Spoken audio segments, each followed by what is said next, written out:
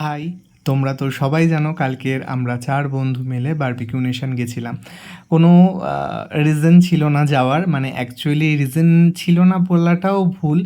4 বন্ধু এক জায়গায় অনেক দিন ধরেই কোথাও বেরোনো হচ্ছে না। তো সময় হচ্ছে একজনের আরেকজনের হচ্ছে না। তো এই করে জোর জবরদস্তি একটা প্ল্যান হলো।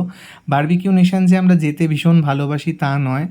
মানে গেলে অ্যাকচুয়ালি ভুলভাল খাওয়া হয়ে যায়। মানে সব কিছু টেস্ট করতে করতে মানে ওলটপালট হয়ে যায় ব্যাপারটা। তো প্রত্যেকের জন্যই খুব চাপের হয়ে যায় বিষয়টা। তো এই কারণে বারবিকিউ নেশন আজকে সুকান্ত, আমি বারবিকিউ নেশন থেকে এসে বলছি আমরা আর কোনো দিন বারবিকিউ নেশন যাবো না।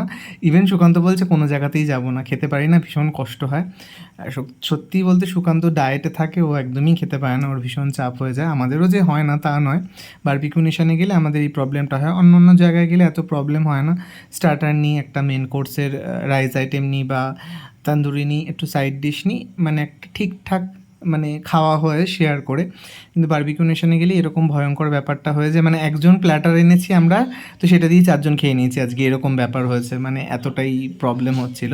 তো যাই হোক, খাওয়া দাওয়ার মধ্যে হঠাৎ করে সাডেন প্ল্যান, না মুভি দেখতে যাবে। রানা আমি বলছি না যাব না, আমাদের ভালো লাগছে না। অনুব্রত আর সুকান্ত বলছে যেতেই হবে, না গেলে নয়।